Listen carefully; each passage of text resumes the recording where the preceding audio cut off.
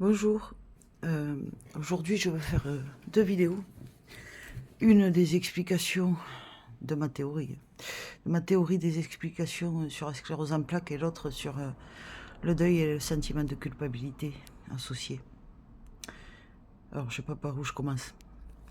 Je vais commencer par la sclérose en plaques. Bon, pour ceux qui me suivent, ils savent que je me suis retrouvée des années en fauteuil roulant, en béquille, à boiter, à cramer de l'intérieur. J'avais une atteinte très grave de la moelle épinière et longue en plus. Et en fait, bref, mon vécu et mon ressenti dans le corps et les liens que je fais en tant que HPI avec trait autistique me pousse à considérer que les appareils scanners et IRM sont responsables de tout ce qui est névralgique. La plupart du temps, c'est eux les responsables. Dans mon ressenti de médium, c'est que en fait, ce sont des technologies extraterrestres qui n'ont pas été faites pour des humains au départ. Notre corps n'était pas fait pour ça, pour supporter ça. Mais il y a aussi les produits de contraste et les médicaments que beaucoup de gens ne supportent pas. Que ce soit pour les IRM ou les scanners. Moi, je peux vous dire que hier encore, j'ai fait un IRM de la moelle épinière pour voir si la myélite n'était pas revenue. Elle n'est pas revenue. Il n'était pas éjecté cette fois-ci. Et en revenant, j'avais, évidemment, ça se voit plus. Ah ben c'est parti. Putain, heureusement, il m'est tellement arrivé de trucs que maintenant j'ai des capacités d'auto-régénération. Mais j'ai des témoins. Hier, quand je mettais la main à la came, le bout des doigts était violet. Voilà, j'avais fait quoi?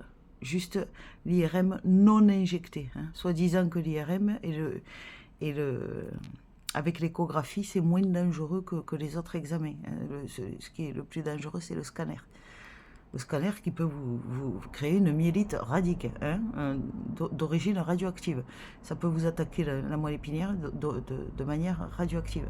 Donc, c'est que c'est pas quand même des examens anodins. Hein. Déjà, si un simple scanner peut vous filer ça, faut peut-être réfléchir à deux fois avant de prescrire un scanner. Hein. Voilà. Donc, oui. Le point commun, c'est qu'à chaque fois qu'on m'injectait de l'iode ou des produits de contraste, je cramais de l'intérieur. Je cramais.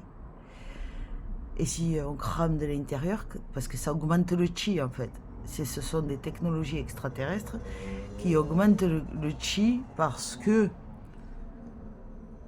par rapport aux races extraterrestres pour lesquelles ces appareils ont été créés au départ, la maladie était symbole de manque de chi. Sauf que ce n'est pas toujours le cas. On peut tomber malade par un trop-plein de chi aussi. Donc, si vous voulez, cette technologie, elle est 2 en 1. C'est pour voir, mais aussi pour essayer d'augmenter le chi. Et sauf que si vous faites beaucoup de... Je canalise en même temps, je ne sais même pas ce que je raconte. Si vous faites beaucoup d'examens, à chaque fois, ça va augmenter votre... C'est une histoire d'ion, ça va augmenter votre chi. Et si votre chi, il augmente trop, vous brûlez littéralement de l'intérieur. Donc c'est forcément les gaines de myéline qui protègent les nerfs de la moelle épinière, elles vont finir par s'abîmer. Voilà, parce que vous êtes en surchauffe. Donc, il faut faire quoi? Déjà, le chi. Faire baisser le chi. Si jamais vous avez la sclérose en plaques ou une maladie du genre, hein, du système nerveux qui brûle, les névralgies et compagnie. Voilà, je ne sais pas si ça va se voir là. C'est issu du livre Réflexologie faciale de Marie-France Muller. Vous avez pour augmenter le chi en haut et pour faire baisser le chi en bas. Alors, faites pas attention là où j'ai colorié en bleu, c'est là où moi ça me fait mal. En fait, vous appuyez sur tous ces points et vous pouvez à la fois avoir une baisse de chi et une montée de chi. Ça dépend des zones. Donc en fait, vous appuyez partout sur ces points. Là, c'est pour le faire monter le chi. Là, c'est pour le faire descendre.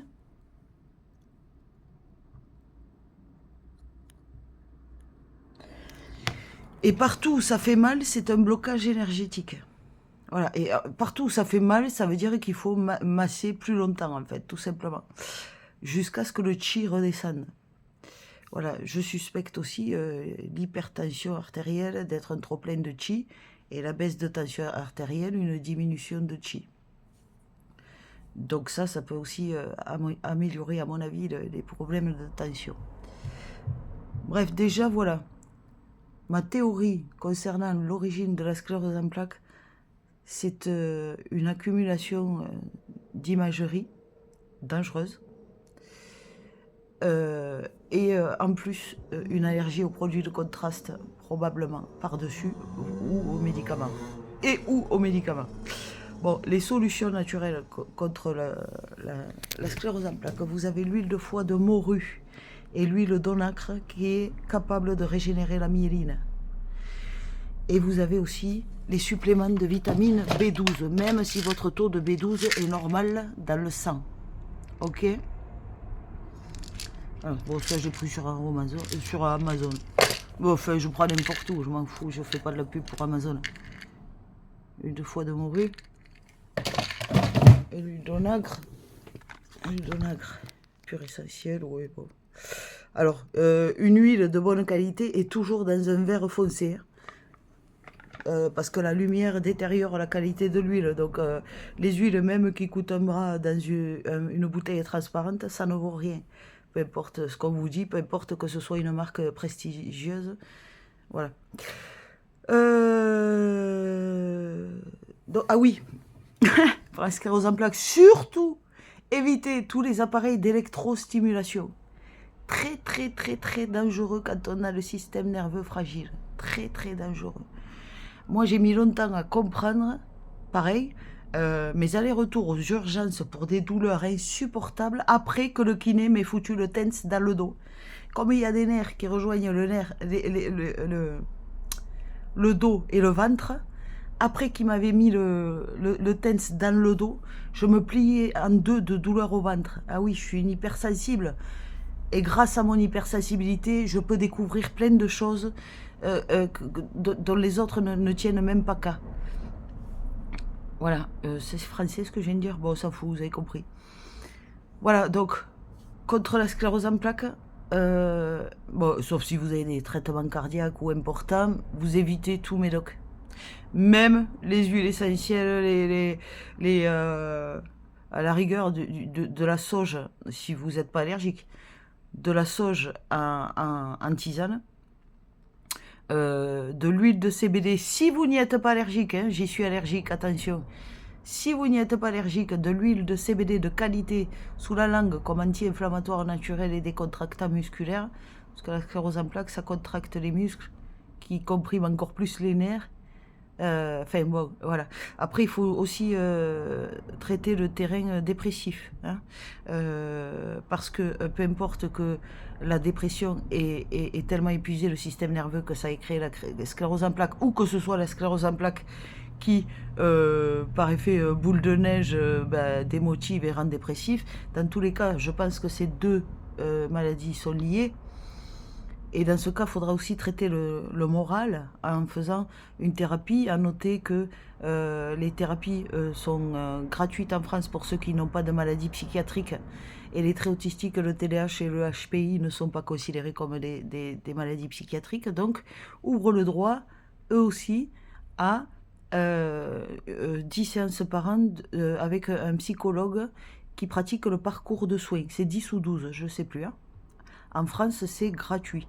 Il faut juste appeler pour prendre rendez-vous et vous demander s'ils pratiquent les 10 ou 12 séances par an gratuites, sans avance de frais. Voilà, ça, si après vous avez une maladie psy, vous allez voir un psychiatre. Il y a un truc qui fonctionne bien pour le moral, qui est à base de safran, c'est Moral Plus de Arco Pharma, que vous trouvez dans beaucoup de pharmacies. Voilà, je crois que j'ai fait le tour pour aider les gens atteints de choses à la moelle épinière, de sclérose en plaques, de trucs neurodégénératifs. Je soupçonne aussi une origine d'empoisonnement médicamenteux et aux métaux lourds. En fait, je pense que tout ça est simultané, hein. Tous ces problèmes sont simultanés à cause des injections et de pas mal de trucs. Alors, contre les métaux lourds, il y a l'ail des ours en cuisine. Vous pouvez cuisiner tous les jours avec. Et contre les empoisonnements médicamenteux, les intoxications médicamenteuses, il y a le charbon activé en poudre de noix de coco. Il faut absolument qu'il soit de noix de coco parce qu'il est 40 fois plus puissant qu'issu d'autre chose. Il faut le prendre à 4 heures minimum, éloigné de la nourriture, des repas et de la pilule, parce que ça absorbe tout. Il faudra également, si vous avez déjà tendance à la constipation, il faudra prendre des laxatifs, style psyllium blond ou macrogol. Enfin, vous verrez avec votre médecin ce qui vous dit de prendre. Parce que le charbon, si vous le prenez trop longtemps, il va non seulement vous déshydrater, mais en plus vous constiper. Donc il faut faire attention avec le charbon, il ne faut pas en prendre tous les jours pendant 3 semaines quand même, du charbon, sinon c'est très dangereux. Mais en cure d'attaque, pour une détoxification du corps, capturer tous les résidus de produits de contraste, de médicaments, de métaux lourds, de tout ce que vous n'avez pas réussi à faire partir de votre corps, ça peut aider. Bon, après, pour aider le foie, il y a plein de choses pour aider le foie, parce que c'est le foie qui est fatigué quand on est facilement allergique. Foie et pancréas. Bon, pour savoir si c'est le foie ou le pancréas a plutôt tendance à donner des selles oranges ou jaunes, et le foie il reste coloré normalement. Donc si c'est le foie, ce sera plutôt le pamplemousse, du pamplemousse qu'il faudra rajouter dans l'alimentation, mais moi je le supporte assez mal, le pamplemousse. Alors ensuite, les antibiotiques qui donnent souvent une candidose digestive. Contre ça, si vous n'y êtes pas allergique, toujours pareil, il y a l'huile de sésame et le vinaigre de cidre. Voilà, vous en mettez souvent dans la nourriture et vous supprimez le sucre le plus possible de votre alimentation, parce que le champignon de la candidose ça veut dire champignon, ouais. Le champignon se nourrit de sucre. Vous lui enlevez le sucre, ça va finir par partir. Ça peut faire très mal, ça peut aller jusqu'à l'œsophagite ulcéreuse. Ça peut faire beaucoup de choses, les champignons causés par les antibiotiques. Et oui, même prendre des antibiotiques, ce n'est pas anodin du tout, hein. Donc, c'est pour ça qu'il faut devenir autonome le plus possible en matière de santé. Et je suis là pour ça, hein. Vous pouvez me joindre au 07 82 34 88 60. J'ai tellement traversé d'épreuves médicales que je peux soigner maintenant beaucoup de choses de manière très simple, sans vous empoisonner, hein, parce que bon, la médecine orientale, souvent elle empoisonne quand même, hein. Pas toujours, hein. Il y a des médecins consciencieux et tout, mais quand on est pris dans l'engrenage, qu'on s'en sort plus, qu'on devient addict aux médocs et tout, ça peut devenir très dangereux, ou même addict aux imageries parce qu'on est anxieux, parce qu'on a des symptômes inexpliqués.